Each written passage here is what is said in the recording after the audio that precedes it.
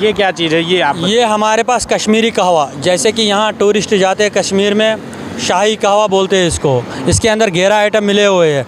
तो यहाँ से झीली डल जाते हैं पीने के लिए, वहाँ पे उन लोगों को मिलता है 60 से 70 रुपये इसका एक कप बनी बनाए मिलता है। लेकिन हम इसको यहाँ पर बेचते हैं, ये 150 ग्राम कहवा, इसमें बनेंगे कम से कम 20 से 25 कप। हम यहाँ इसको 300 रुपये से 280 रुपये तक बेचते हैं।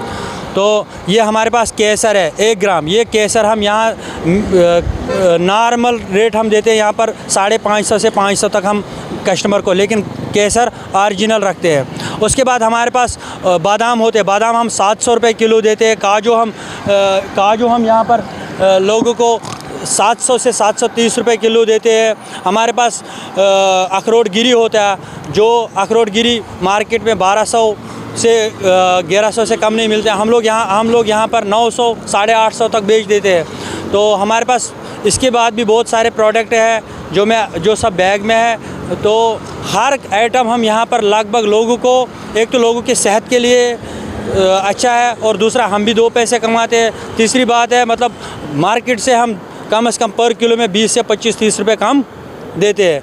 तो अच्छा, इस माल को आप कश्मीर से लेके आते हैं या मतलब यहाँ कहीं लोकल से? देखो, कश्मीर में काजू बनता नहीं है, काजू गोवा से आता है। पिस्ता कश्मीर में नहीं बनता, पिस्ता बाहर से आता है। कश्मीर में बनता है अखरोट, बादाम, केसर बनता है, कहवा बनता है। तो जितने प्रोडक्ट कश्मीर में बनता है वो कश्मीर से आ जाता है, जितने प्रोडक्ट बाहर जगहों पर बनता है वो आ जाते हैं हमारे पास, मतलब हमारे पास बिल्टी आ जाती है। तो बाकी जितने प्रोडक्ट कश्मीर में बनता है वो भी जम्मू से हमारे को बिल्टी आ जाती है। जैसे माल हमने अभी 1 क्विंटल मंगाया, वो ख़त्म हो गया, तो मान लो उसमें 20 किलो 25 किलो मौजूद है, तो हम ऑर्डर करते हैं पहले ही कि आप हमें 1 क्विंटल और भेज दो।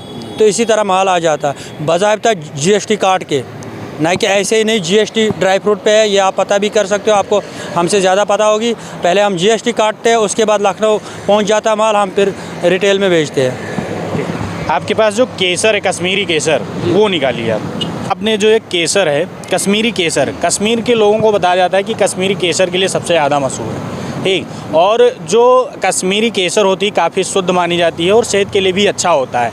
इसकी खूबियों को भी बताइएगा और इसकी पहचान हम कैसे कर सकते हैं, ये भी एक बार हमें ज़रूर बताइए। देखो, ये जो केसर होता है ज़ाफ़रान, ये एक फूल पे 3 पत्ती बनती है। टोटल एक फूल पे 3 पत्ती बनते हैं ये।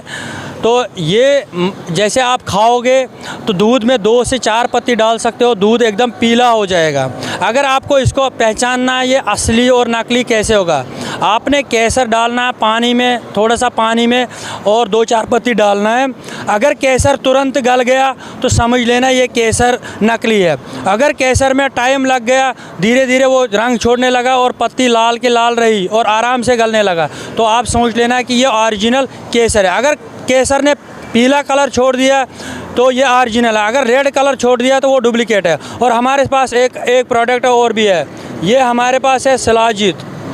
ये सलाजित कश्मीर की सलाजित है, लद्दाख की सलाजित। जिसने खाई वो जीत गया। सलाजित से क्या लोगों ने रखा याद, सलाजित मतलब एक काम के लिए, सलाजित के कहीं फ़ायदे नहीं है। सलाजित के बारे में ये नहीं नेगेटिव नहीं लेना चाहिए कि मिनिमम मतलब एक चीज़ के लिए। सलाजित बाड़ी में अगर जोड़ों में कहीं दर्द हो, किसी जगह बाड़ी में दर्द हो, तो आप सलाजित पानी के साथ ले लीजिए, दूध के साथ ले लीजिए, तो सलाजित के इतने फ़ायदे। सलाजित कई बीमारियों का इलाज भी है। हाँ, अगर किसी बंदे को ऐसी प्रॉब्लम हो जिसके लिए लोग नेगेटिव समझते हैं तो उस काम में भी ज़रूरत आता है, लेकिन सलाजित के बहुत फ़ायदे हैं।